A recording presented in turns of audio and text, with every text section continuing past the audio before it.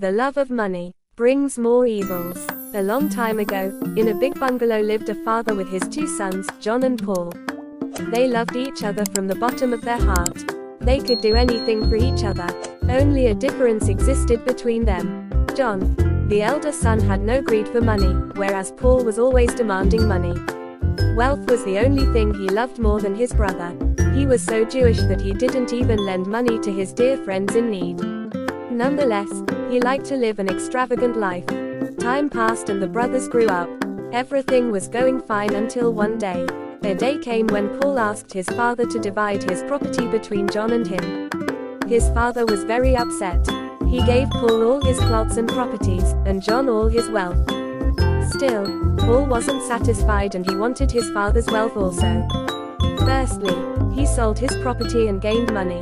Then, an unpleasant day came that changed everything. Secretly, Paul entered his brother's room at night and backstabbed him. The next day, he fled away from the town with all his wealth. His father couldn't bear the pain of his son's death and the father died shortly after that. Paul was now in London. He spent his money wastefully on the advice of his friends on clubs and parties. A day came when all his money was spent and he has left a beggar. His fair weather friends also left his company. He had to eat the same food as pigs did, i.e. the leftover chaff or husk to survive. Soon, he realized that money had made him blind. For the sake of money, he killed his brother who loved him truly. Now, he was left alone in the world. Nobody was even there to share his sadness with. The question is, are you like this brother? Even though you have not killed physically, and you are trying to come out of the wickedness, don't worry, I tell you as a brother, there is only one place to recover the hope. Through Jesus Christ that hope is sure. Did you remember what the book of Matthew 11 verse 28 said? Come unto me, all ye that labor and are heavy laden, and I will give you rest. That is Jesus Christ telling you, I'm just a mic picks his hands. All so you have to do is to confess the sins so that God will forgive us. Let's read the book of 1 John 1 verse 9.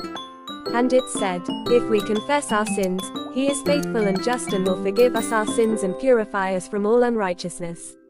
Have also read the book of Romans 10 verse 9. It also said, if you openly declare that Jesus is Lord and believe in your heart that God raised him from the dead, you will be saved. Take a look at John 14 verse 6. Also said, Jesus said to him, I am the way, the truth, and the life. No one comes to the Father except through me. With all this chapter and verses, we should know that Jesus Christ died, to pay the price of sin to as many that believe in him, Jesus Christ. And he is coming very soon. It has not been too late. Come to Jesus Christ today and be saved.